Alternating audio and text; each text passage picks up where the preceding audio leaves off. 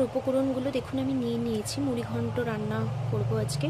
এখানে আছে পেঁয়াজ কুচি, লঙ্কা কুচি, টমেটো কুচি, আদা বাটা, রসুন বাটা, এখানে এটা আমি রক সল্ট নিয়ে নিয়েছি, কাজু আছে, আর এখানে আছে হলুদ গুঁড়ো, জিরের গুঁড়ো, আর আছে হচ্ছে কাশ্মীরি লঙ্কার গুঁড়ো।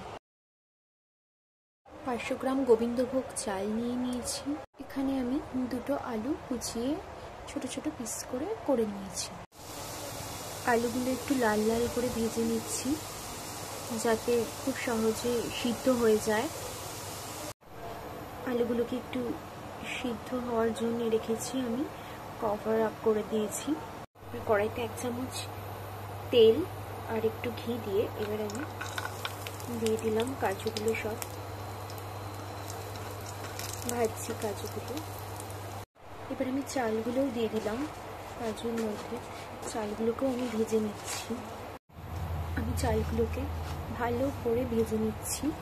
আপনারা চাইলে কিশমিশ অ্যাড করতে পারেন, কিন্তু আই ডোন্ট লাইক কিশমিশ, সেই কারণে আমি সেটা ইউজ করিনি, আমি অনলি কাজু ইউজ করেছি। মাছের মাথাগুলোকে গরম তেলে ভালো করে ভেজে নিতে হবে যাতে মুড়ি ঘন্টে মিষ্টি গন্ধ না বেরোয়। আমি ভালো করে মাছের মাথাগুলোকে ভেজে নিচ্ছি। এবার ওই তেলের মধ্যে দিয়ে দিচ্ছি জিরে, শুকনো লঙ্কা ফোড়ন।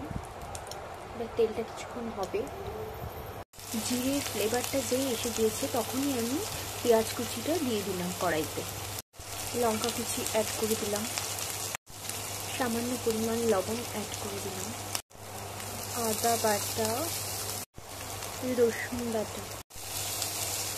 মশলার ভাজা ভাজা গন্ধটা চলে গেলে তারপরেই আমি আলুগুলো দিয়ে দেবো।